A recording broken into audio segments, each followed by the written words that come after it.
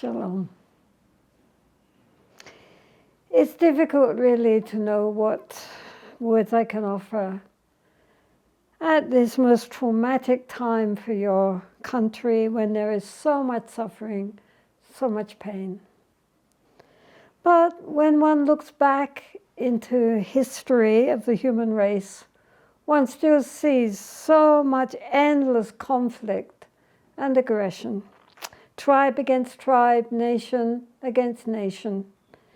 Even at the time of the Buddha, his own clan of the Shakyas was attacked and wiped out by a neighboring force. And the Buddha, he could do nothing to help the situation. We never seem to gain any wisdom from our mistakes, but just repeat the same pattern of superiority and right by might complexes, so that the world creates this interdependent, interconnected karma of conflict and retaliation again and again. When will we ever learn? Hatred does not cease by hatred. Hatred ceases by non-hatred. So, as practitioners who do yearn for peace and reconciliation, what can you do? Nowadays, everyone is awash in a media ocean of biased propaganda which intensifies the sense of division and anxiety. Perhaps the main practice, therefore, is simply not to plug into that dark energy of hatred and paranoia that surrounds you. Although this is difficult and may sound naive, yet it is possible to send out the light of love and compassion for all those who are involved in this dreadful conflict. Not to allow our hearts to contract. It's not a matter of choosing sides.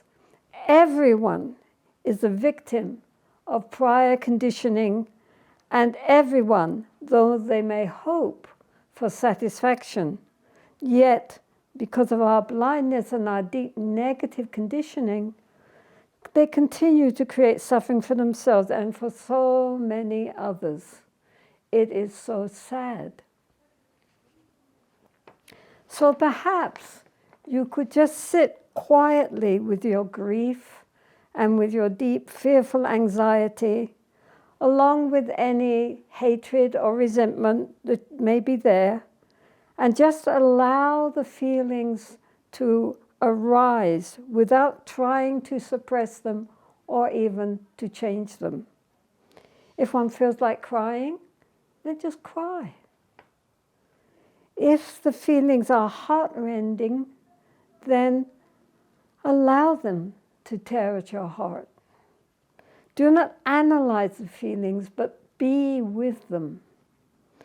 Give these painful feelings the space to come into consciousness and look on them with compassionate acceptance.